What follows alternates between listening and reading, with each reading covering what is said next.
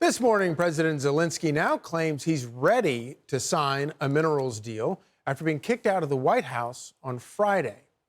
But with the agreement in limbo, how long can his country realistically battle Russia without U.S. support? Fox News senior strategic analyst, retired four-star General Jack Keane joins us now. General Keane, thank you so much for joining us this morning. Extraordinary meeting that we saw on Friday. You've probably been on the inside of some meetings like that in your past, but I had never seen anything quite like it. Break down for us kind of what you saw happening in that meeting. Well, I think we have a lot more knowledge about it now than we had initially. What we saw during the press conference was calculated by President Zelenskyy and his chief of staff, Yermak. There was a 20-minute bilat before that where these grievances that he laid out in some detail were not discussed at that meeting. And that tells you something, because that's where it is appropriate to have grievances and disagreements. He made his case during the press conference. So what's going on there? They calculated that they were going to take their case to the American people, and as a result of that, put pressure on Putin to move him towards his positions. So what you can see it, and I watched it 3 times now to verify, was that true or not? And it is true. You can see it. He started with the tortured soldiers, and he made the case that Putin is evil. He also kidnapped thousands of Ukrainian children, and obviously Putin is evil. And then he looked for opportunities to talk. He wasn't being asked questions like the president was, so he spoke after the president's questions, and he took the floor himself just aggressively, and he lectured the president about how Putin can't be trusted. Look at the evidence, 25 ceasefires that he's violated, and he violated one when you were president. The president said, no, that didn't happen. Zelenskyy said, yes, it did during 2016.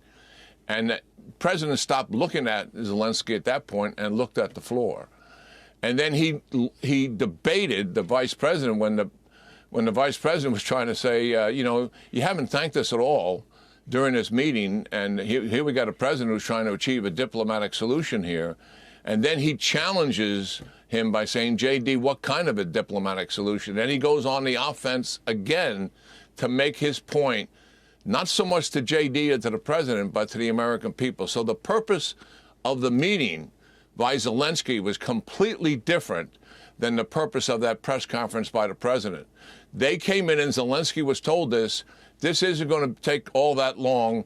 This is about celebrating the deal we're about to sign and telling the American people why this is good for Ukraine and why this is good also for the United States and the American people. That's what the administration had in mind. Zelenskyy had something completely different in mind, and that's why he pursued it. The administration knows this, and that's why they're frustrated. Not so much what he said, but where he said it and when he said it and what he was trying to do to manipulate the American people. Absolutely fascinating, General Keane. Do you think that he was not expecting for there to be blowback? And do you think, did he actually accomplish what he had hoped to accomplish? It seems like it kind of blew up in his face a little bit. Well, it absolutely blew up in his face, because obviously the administration wasn't going to sit there and take it. And President Trump, I mean, he was hosting the press conference. He could have cut it off at any time. Even he knew full well Zelenskyy was lecturing him, but he went point and counterpoint with him because he wasn't going to let him get away with that. And obviously, Zelenskyy's popularity at home, at least immediately, has gone up because he has stood up to an American president. And the Europeans, at least publicly, are supporting him. Privately, I think they're telling him in no uncertain terms, reconcile with President Trump, reconcile with President Trump. Absolutely fascinating, General Keane. Thank you so much for that sharp analysis, and we look forward to digging deeper into all this in the future with you. Okay, great talking to you, Charlie.